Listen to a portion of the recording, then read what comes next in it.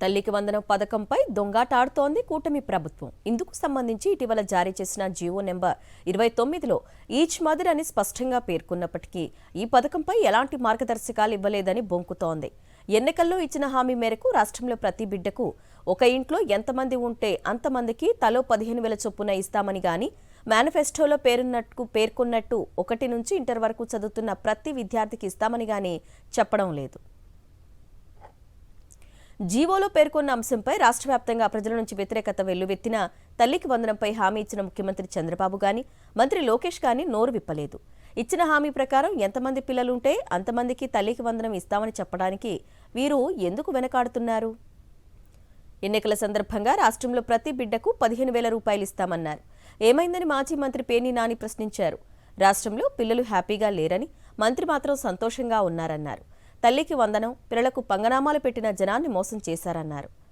6 అడుగుల అబద్ధం చంద్రబాబు అని విమర్శించారు.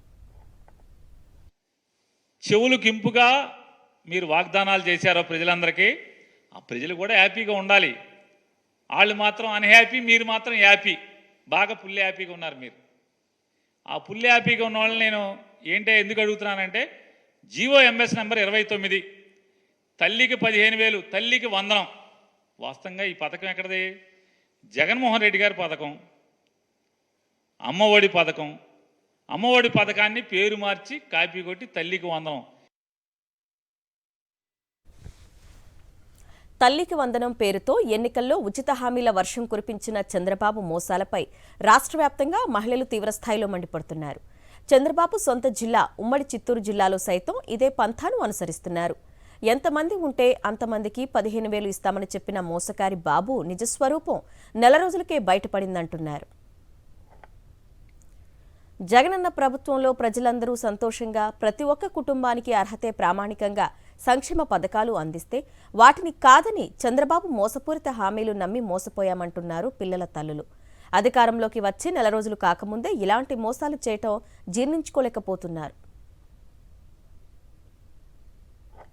అమ్మఒడి అనే పథకాన్ని తల్లి వందనం అని చెప్పి ఇంతవరకు తలంటికి 15,000 ఎంతమంది పిల్లలు ఉన్నారు? 10 సార్లు ఓటు అడిగేదానికి ఇంట్లో నలుగురుంటే 15 అని చెప్పి 60,000 విభజించి కూడి లెక్కలు డివైడెడ్ బై చేసి మహిళల్లో ఆనందం వెల్లించి తీరా అది చూస్తే 15,000 కాదు కదా, 15 రూపాయలు కూడా రాకుండా అది మళ్ళీ తిరగదిప్పినట్టు ఏకంగా ఇంటికి ఒక్క తల్లింటికి 10 రూపాయలు అని చెప్పి ఇప్పుడు నిర్ధారణమైంది ప్రజలకు. ఇది అన్యాయమా న్యాయమా అనేది పవన్ కళ్యాణ్ గారికే బోధించుకోవాలా. 3 నామాలు అనేది తిరుపతిలో శుద్ధంగా 3 పంగనామాలు తీపిచ్చి ప్రజల్ని, మహిళల్ని, ముఖ్యంగా మీ అక్క చెల్లెలు లాంటి మహిళల్ని మోసం చేశారు. ఇది న్యాయమైతే కాదు. 15,000 అనేది 15 రూపాయలు కూడా చూపించలే. ఇంకా 6 స్కీముల్లో 5 స్కీములు ఉంది. బస్సు ఫ్రీ అన్నారు, ఆ బస్సు ఫ్రీ లేదు. అమ్మఒడి అనేది లేకుండా చేసేసి ఒక బిడ్డకే, అది గవర్నమెంట్ స్కూల్లో చదివే ఒక్క బిడ్డకే అర్హులు అవుతారు. దానికి కూడా చాలా ఆధార్ కార్డు, పాన్ కార్డు, ఏదేదో వాళ్ళ ఫ్యామిలీ బ్యాక్గ్రౌండ్ ఇస్తే గాని చేసే పరిస్థితులు లేవు. ఇది ప్రజలందరూ గమనించాల్సిన అవసరం అయితే ఉంది.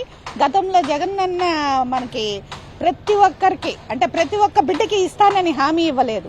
ఇంటికి ఒక బిడ్డకి ఇస్తాను, ప్రైవేట్ స్కూల్ అయినా గవర్నమెంట్ స్కూల్ అయినా ప్రతి అక్క చెల్లమ్మకి ఇబ్బంది లేకుండా చేయాలనే ఉద్దేశంతో ఆయన 5 ఏళ్ల కాలంలో కూడా ఎన్ని ఇబ్బందులు ఉన్నా కూడా ఈరోజు ప్రతి అక్క చెల్లమ్మకు న్యాయం చేశారు.